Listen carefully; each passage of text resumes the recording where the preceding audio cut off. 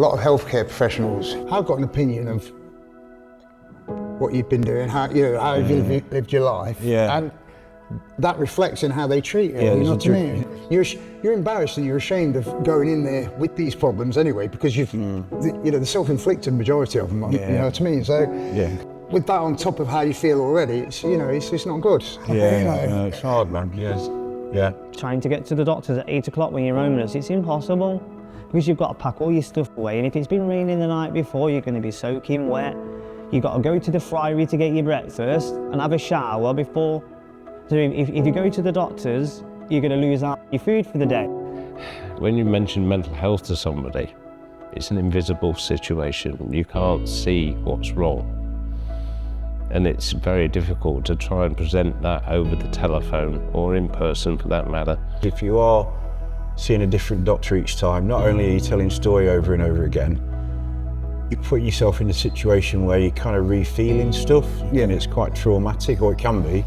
So then if you can't walk very good, you've got to that's the taxi. If you've got money for the taxi, you've got to get a bus. People who experience SMD, significant multiple disadvantage, can face a lot of challenges accessing healthcare because of their circumstances. They might not have a telephone, they might not be able to call at a specific time, they might have difficulty using online platforms because of data poverty and not having access to Wi-Fi or data plans on their mobile phones. So it starts right at the front door and then carries all the way through. And I think if there's not a high level of understanding from the reception staff and staff working in general practice, then people can make all sorts of assumptions as to why people are behaving in these ways and not understand the challenges that people face. It's a scary place going to the doctors anyway. I'm going in there on a worried basis anyway, and then getting worried about what's going to happen with the GP appointment. If you think we're kicking off, we're not. At the end of the day, I've got more anxiety in us than a normal kind of patient. Something needs to be put in place on their medical notes to say that they need extra support, so that the receptionist, anybody who works at a GP practice, anyone who works at the hospital understands that this patient, is experiencing SMD and they need further support to face, the barriers of them accessing healthcare.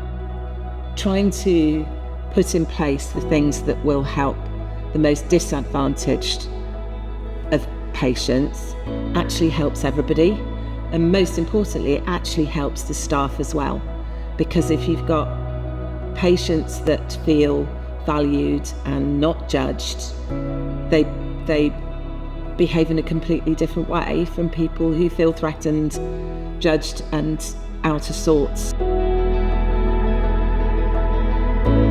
I think communication, if we can get that right, I think we're on the road to success, because without communication, how can we meet the needs of individuals?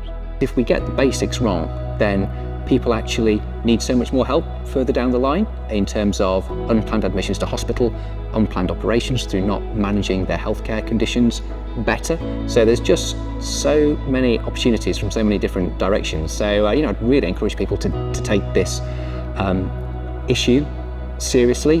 When I started working at Platform One, it was just the last sort of 5 years of my career. I wasn't going to do very much more, and here I am nearly 15 years later. Yeah, I just feel it's unfinished business for me. And it's also about supporting the next generation of doctors to further these projects and to really support people with severe multiple disadvantage. I want to make a difference, and so seeing all these changes and seeing that I can be part of it, it makes me proud, and I think it's an amazing project to be part of.